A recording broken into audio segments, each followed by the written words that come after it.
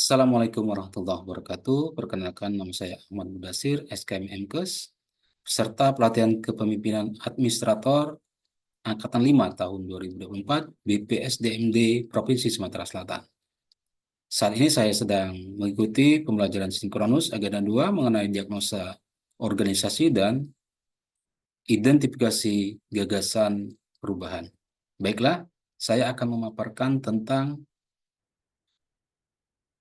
tahapan diagnosa organisasi dan identifikasi gagasan perubahan yang telah saya lakukan. Dari hasil analisis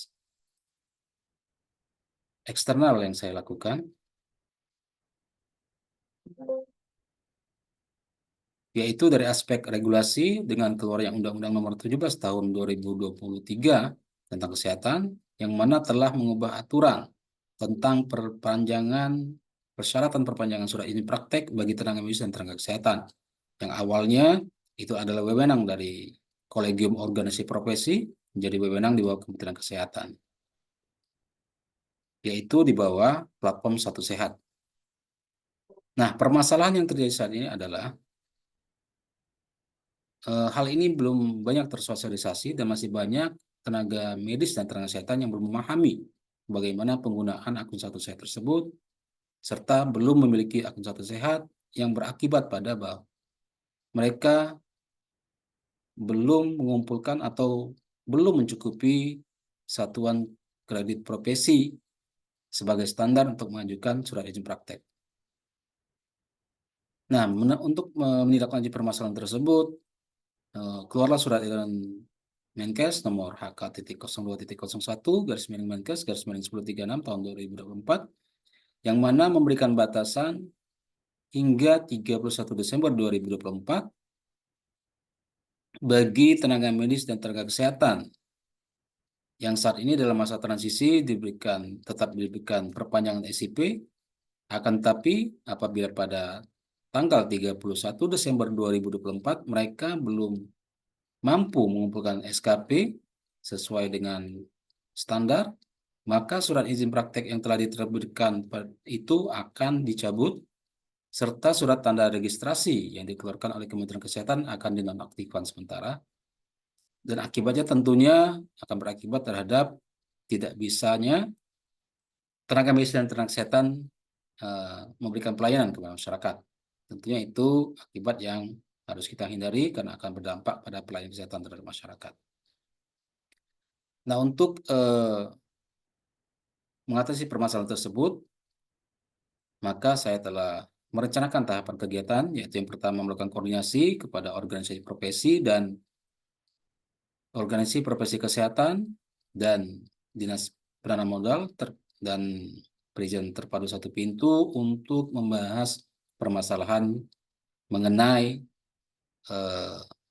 SKP tersebut. Kemudian akan membentuk tim kerja Dinas Kesehatan sebagai tim pemantau, pemetaan, dan pembinaan kepada tenaga kesehatan.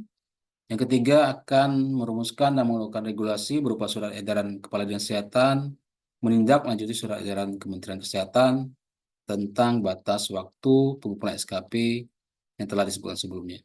Kemudian yang keempat akan melakukan sosialisasi mengenai platform Satu Sehat ini kepada tenaga medis dan tenaga kesehatan di Kabupaten Ogan Komering Ilir. Selanjutnya akan melaksanakan pemuatan SKP yang akan dilaksanakan oleh tim pemantau SKP bekerja sama dengan organisasi profesi kesehatan yang ada, di mana hasil dari pemetaan SKP ini tentunya akan melihatkan berapa besar masalah atau berapa orang tenaga medis dan tenaga kesehatan yang masih belum cukup mengumpulkan satuan kredit profesi yang diamanatkan oleh surat edaran Menteri Kesehatan tadi.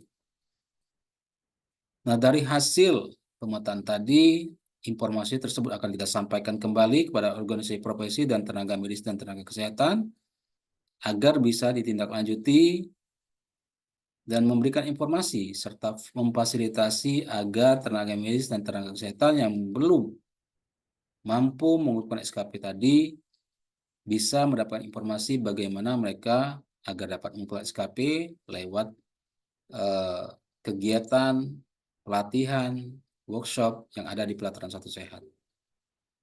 Nah, selanjutnya di akhir tahun sampai tanggal 31 Desember 2024, maka kami akan melakukan evaluasi bersama Dinas Penanaman Modal dan Perizinan Terpadu Satu Pintu,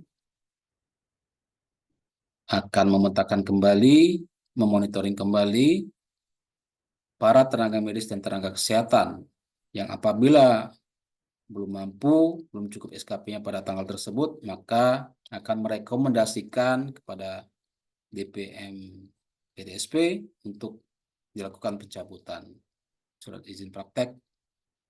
Dan selanjutnya, setelah itu tentunya kita akan menunggu apakah akan ada regulasi terbaru.